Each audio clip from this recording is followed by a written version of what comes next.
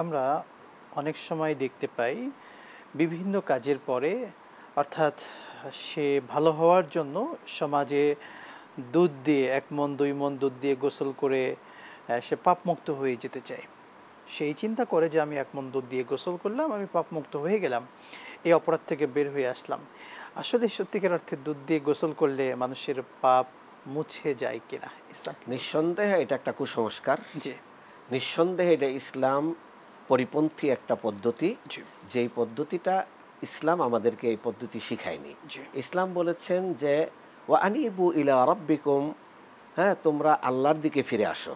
অতুবু ইলাল্লাহি জামিআন, মুমিনেরা সবাই আল্লাহর দিকে প্রত্যাবর্তন করো। আদম আলাইহিস সালাতু ওয়াস সালাম যখন নিষিদ্ধ গাছ থেকে ভক্ষণ করলেন, তখন তিনি কি দুধ দিয়ে গোসল করেছিলেন? কখনোই না। আল্লাহ রাব্বুল আলামিন কোরআনে কারিমে তার দোয়াটা এত বেশি পছন্দ করলেন, উম্মার শিক্ষার জন্য এটা কোরআনে কিয়ামত পর্যন্ত আল্লাহ এটাকে স্থান দিয়ে দিলেন।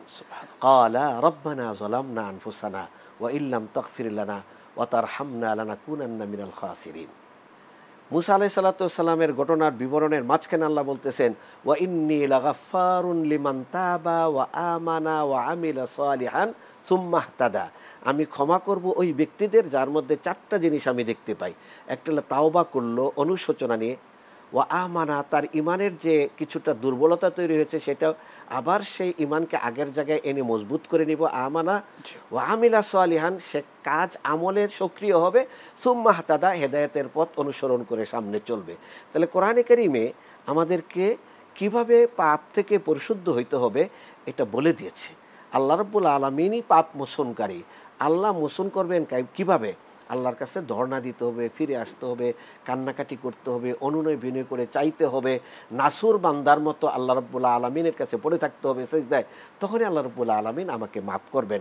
সেটা বিভিন্ন ইবাদতের মাধ্যমে, হজ, সিয়াম, যাকাত, সালাত, সাদাকা ইত্যাদির মাধ্যমে আল্লাহ রাব্বুল আলামিনের কাছে উসিলা হিসাবে গ্রহণ করে আল্লাহর কাছে যেতে হবে। তখন আল্লাহ রাব্বুল আলামিন আমাকে আপনাকে ক্ষমা করে দেবেন।